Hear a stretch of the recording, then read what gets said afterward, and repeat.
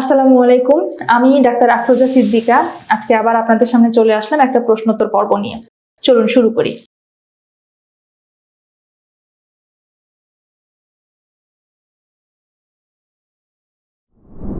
একজন লিখেছেন, আপু আমার 2 মাস 20 দিন কনসিভ হয়েছে, কিন্তু এখন অনেক কাশি, তার জন্য কি কোনো সমস্যা হবে?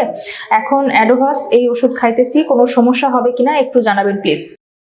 আচ্ছা, গর্ভাবস্থায় ঠান্ডা কাশি আসলে এটা কিন্তু বাচ্চার জন্য ক্ষতির কারণ হতে পারে। তার কারণ আপনার কাশি যদি অনেক বেশি হয় সেক্ষেত্রে কিন্তু অনেক সময় দেখা যায় যে অ্যাবর্শন হয়ে যাওয়ার সম্ভাবনা থাকে।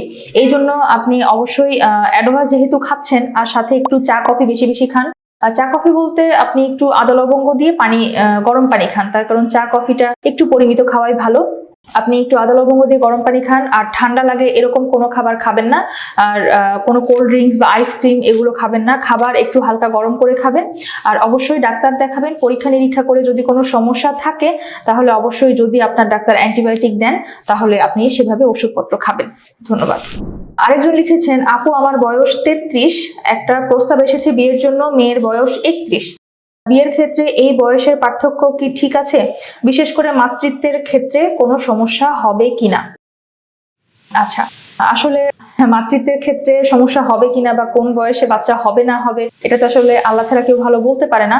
তবে আমাদের চিকিৎসা বিজ্ঞানে ধরা হয় যে বয়স যত বেশি প্রেগন্যান্সিতে কমপ্লিকেশন তত বেশি, কিন্তু বাচ্চা হবে না বা 31 বছর বয়সে বাচ্চা হলে সমস্যা হবেই এটা তো আসলে এইভাবে গ্যারান্টি দিয়ে বলা যায় না। তবে ইনশাল্লাহ কোনো সমস্যা হবে না। এখন যদি আপনাদের মনের মিল হয় তাহলে আপনারা চিন্তা করে দেখতে পারেন। আরেকজন লিখেছেন, বাচ্চা ট্রান্সভার্স লাইয়ে আছে, তাহলে বাচ্চা নরমালে হওয়ার সম্ভাবনা কতটুকু জানতে চাই। আচ্ছা, আপনি জানেননি যে এটা কত মাসের আলট্রাতে লিখেছে যে ট্রান্সভার্স লাইয়ে আছে। যদি এটা 5 মাস 6 মাস বা 7 মাসের আলট্রা হয় তাহলে আমি বলবো যে এখনো অনেক সময় আছে ডেলিভারি এবং বাচ্চা ঘুরে যাওয়ার সম্ভাবনাই বেশি। আর যদি শেষের দিকেও হয়, অর্থাৎ যদি অল্প সময় বাকি থাকে, তাহলে আমি বলবো যে আপনি একটু হাঁটাচলা করবেন, একটু অ্যাক্টিভ থাকবেন, অ্যাক্টিভিটির মধ্যে থাকবেন, তাহলে বাচ্চা ট্রান্সভার্স লাই থেকে সেফালিক অর্থাৎ নর্মাল ডেলিভারির জন্য যে পজিশন দরকার সেই পজিশনে চলে আসার সম্ভাবনা বেশি। তারপরেও আমি বলবো যে একদম লাস্টের দিকে আরেকটা আলট্রা করিয়ে দেখবেন যে এখন কি পজিশনে আছে। আরেকজন লিখেছেন, আসসালামু আলাইকুম, আমার বয়স 27 বছর, আমি বিবাহিত, 6 মাস 14 দিন হলো বিয়ে হয়েছে, আমরা এখন বাচ্চা নিতে চাইছি, কিন্তু আমার শুধু টিটিনাস টিকা দেওয়া আছে, আর কি কি টিকা দেওয়া লাগবে, নাকি এখন বাচ্চা নিতে পারবো? আর বাচ্চা নেওয়ার আগের প্রস্তুতি যদি বলে দিতেন। আচ্ছা, বাচ্চা নেওয়ার ক্ষেত্রে আসলে টিটেনাস টিকাটা যদি দেওয়া থাকে তাহলে অন্য কোনো টিকা না দেওয়া থাকলেও খুব একটা সমস্যা হয় না।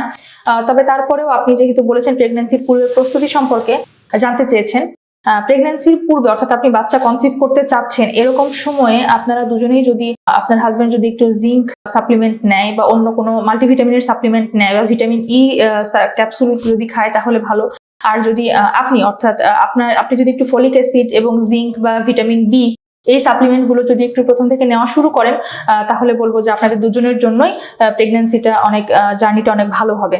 তারপরেও আপনি আরো যদি ভালোভাবে কনফার্ম হতে চান তাহলে অবশ্যই ডাক্তার দেখিয়ে কিছু বেসিক টেস্ট যেগুলো আছে সেগুলো একটু করিয়ে নেবেন এবং ডাক্তারের পরামর্শ মতো আপনারা সামনে আগাবেন, ইনশাল্লাহ পরবর্তীতে ভালো ফলাফল আসবে। ধন্যবাদ সবাইকে, আজকে এই পর্যন্তই।